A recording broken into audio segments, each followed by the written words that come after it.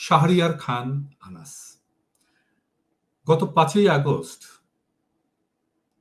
চাংখারপুলে পুলিশের গুলিতে আনাস শহীদ হয়। এই ফুটফুটে ছেলেটি যাত্রাবাড়িতে আদর্শ একাডেমি গ্যান্ডারিয়ার ১০ম শ্রেণীর ছাত্র ছিল। ওই দিন সকালেই সে একটা চিঠি লিখে বাসা থেকে চলে যায়।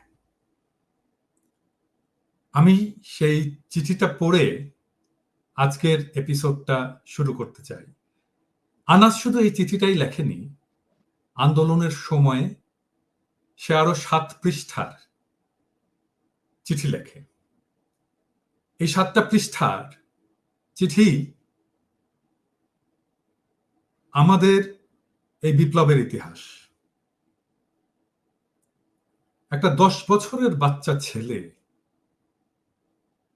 কত চমৎকার করে এই বিপ্লবের ইতিহাস লিপিবদ্ধ করে যেতে পারে, সেটা বিস্ময়কর।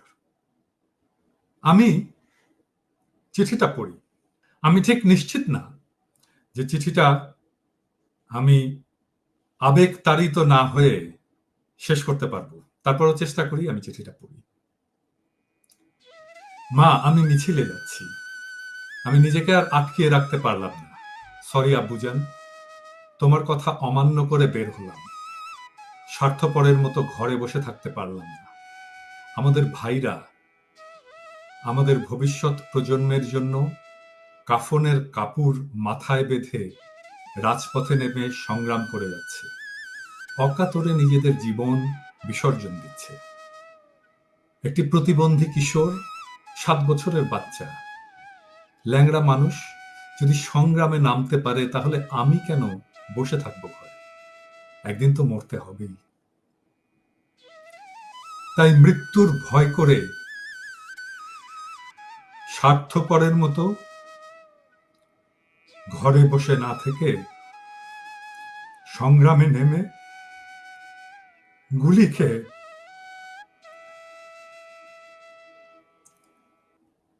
বীরের মতো মৃত্যুও অধিক শ্রেষ্ঠ।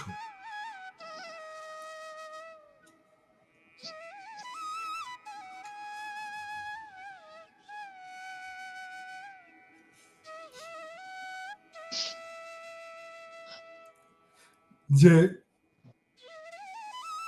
অন্যের জন্য নিজের জীবনকে বিলিয়ে দেয়, সেই প্রকৃত মানুষ। আমি যদি বেঁচে না ফিরি, তবে কষ্ট না পেয়ে গর্বিত হয়েও জীবনের প্রতিটি ভুলের জন্য ক্ষমা চাই। আনাস,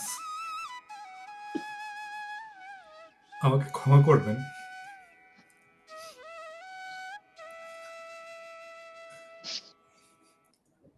আমাদের এমন সন্তানেরা অকাতরে জীবন বিলিয়ে দিল।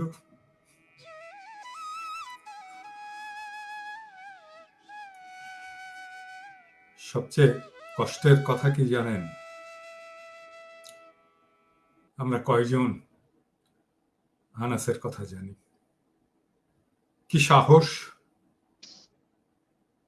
কি কমিটমেন্ট, কি বীরত্ব! যেন মনে হচ্ছিল যে সে জানে সে শহীদ হওয়ার জন্য তৈরি।